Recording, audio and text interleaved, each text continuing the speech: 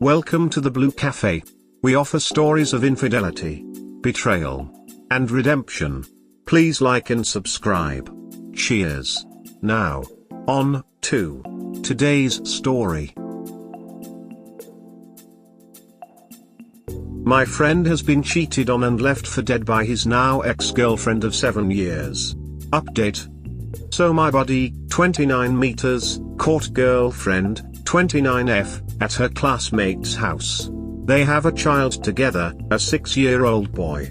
He noticed she was being distant, hiding her phone, common cheater behavior. So he began following her around.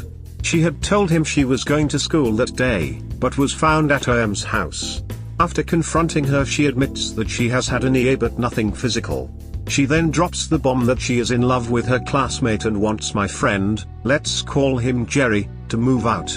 They both live with her parents. Jerry has been working 2 full-time jobs and always said it was worth it, so his family was well taken care of. He paid for all of his GF's, let's call her Beth, schooling, paid all son's expenses and anything else family related. Beth only works 2 days a week. Beth has been lying to all her friends and family, telling them she fell out of love and has been hiding her secret boyfriend for the past 2 months.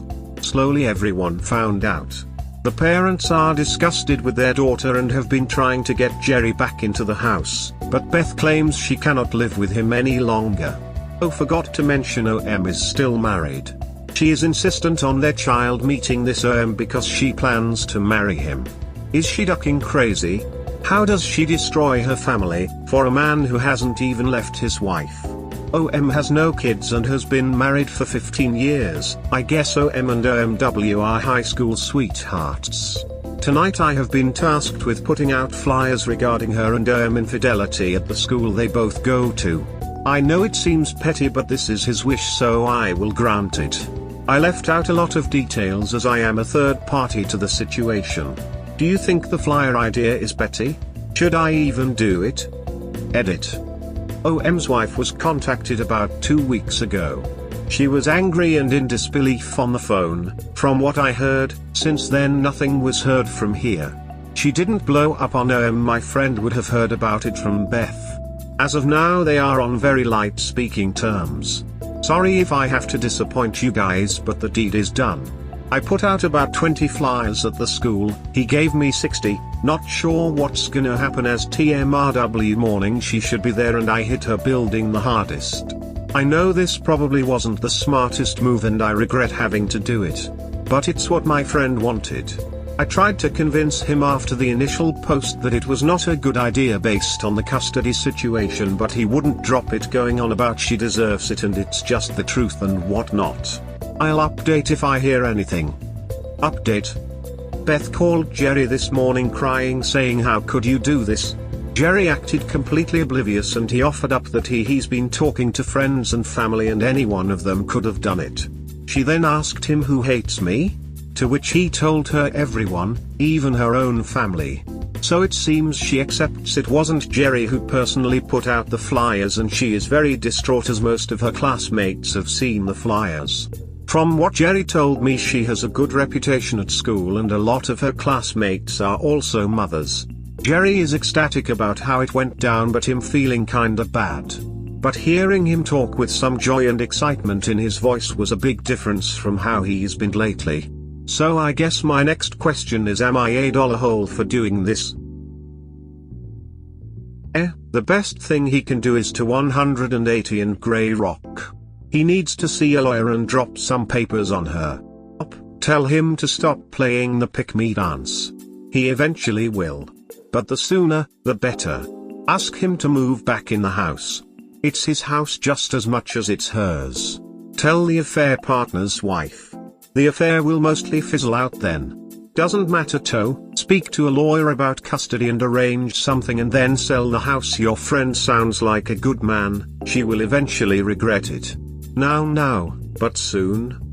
It's not his house or hers, it's her parents' house if I understand correctly.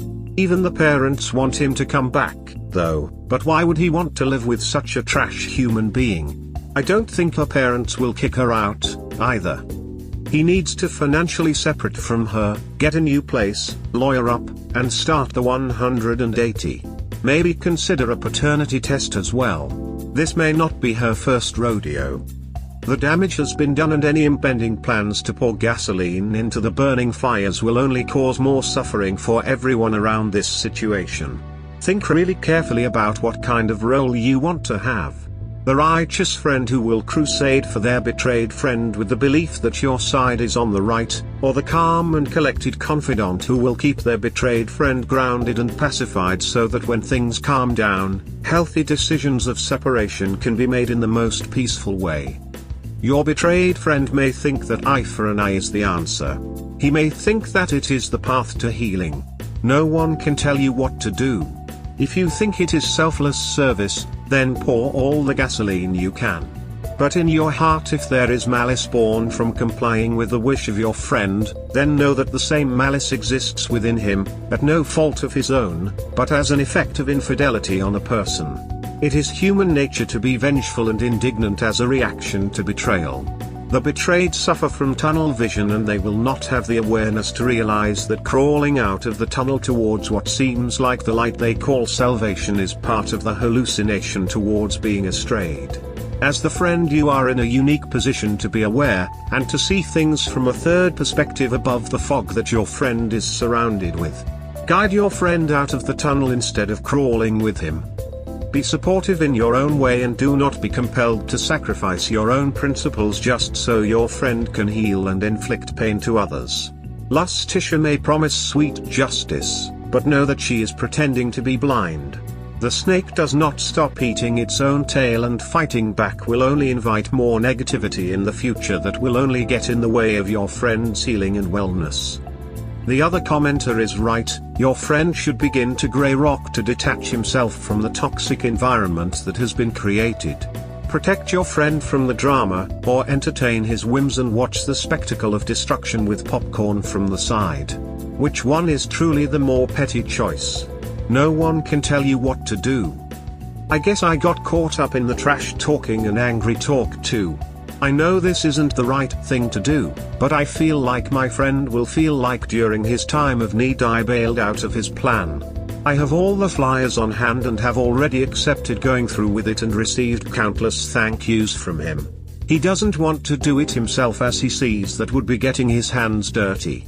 His other friend who gave him the idea has bailed on him. Now the task is on me. He doesn't plan on taking responsibility for it and acting as if he is oblivious to what happened. So it's not even his idea. It was just insidiously fed to him by another friend who's already got the popcorn ready for the sideshow. Your betrayed friend also doesn't want to do it. Because why? Does he think he is too good to spite, yet consciously allowing someone else to do the spitting for him? Why does he think you are worthy of getting your hands dirty? Think about that. Don't forget, tunnel vision. No amount of persuasion will get to him if his sensibilities are mired in that fog. The primal demands revenge, but he doesn't want blood on his hands, and even absolves himself above it all. He is hurt, but at the same time, beyond it all. People want a show. Your friend needs to heal, but he wishes payback more than anything else right now. Having realized and contemplated what you now know, to see through all this and instigate a spectacle in the name of justice, is truly Machiavellian. But remember, you are a third party. You will never understand the pain of the betrayed, and you are not burdened with living through that pain for many days/years to come. When the wounds of betrayal reopen 5 or 10 years from now, in the middle of the night when he is overwhelmed the most, he may take comfort in knowing that some form of vengeance was enacted before it was too late, with you being instrumental to that revenge. There is comfort in not having regrets, and he will be thankful to you for being a part of that. Or worse, he may regret and have guilt of carrying out a vengeful, but in the grand scheme of things, needless act. There is also comfort that you took up the mantle and got your hands dirty in his stead. It shows that we are willing to do things for our dear friends.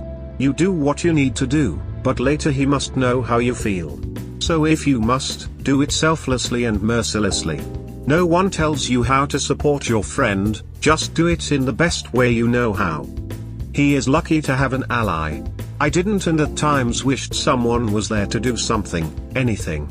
Just not needless drama. My most recent partners who betrayed me loved it when I was desperately chasing, waiting for me to get exhausted and lose hope, only for more drama to ensue. It's up to you if you want your friend to go through that kind of loop over and over. The drama empowers, if not your betrayed friend, then his ex-girlfriend, or both. There's still a child involved here to co-parent together unless your buddy's grand plan is to abandon him. My only concern would be child custody. Has he seen a lawyer about filing for his rights? Preferably 50-50 so that she can equally contribute to their child and he will have minimal child support. He can also include provisions about the child not meeting any potential partners until certain conditions are met, because it is in the best interests of the child's transition during these changes, i.e. mental health. If the flyers affect any potential custody issues, then I would say to not do it yet. However, as soon as the custody agreements are signed, distribute the flyers. I can't wait till the married guy refuses to leave his wife for his side piece. Beth cannot be trusted and you need to ensure Jerry's rights as a father are protected. Nope, hold off, just divorce her and tell him to record all interactions. She seems crazy enough to frame him. Grey rock and look for other housing and ask for full custody. She is so in the fog she will give him up. Don't dante flyers. Just reach out to the OMW. I would just reach out to the spouse of the AP. Duck that. Never regret exposing. Stand up and say damn right I did it. The flyer will not accomplish anything. The damage has been done. He needs to move on. Easier said than done. I know. However, he needs to inform the OM's wife. Since the deed has been done, tell your friend to stop paying for his ex, if he hasn't yet, and sign agreement about how much support he will pay for his son. Tell your friend to cut her off financially and find a place for him and his son. Tonight I have been tasked with putting out flyers regarding her and OM infidelity at the school they both go to. LOL, I love this. But yeah, what a messed up woman. And I feel really sorry for the child. Just another story reminding me to stay single. Thanks for sharing, and you sound like a great friend. If you think it's okay, do it. I hope you keep updating and good luck. Does the APSO know about the situation, or are they already leading to a separation/divorce? No idea. APSO has been contacted but she has yet to do anything. She has a small business and is the breadwinner of that couple. I think she might be quiet right now either because she's planning a divorce to protect her assets, or she just doesn't believe it or care. Well, it's on her if she doesn't believe it. At least she has been told, or she is probably shocked and laying it into him.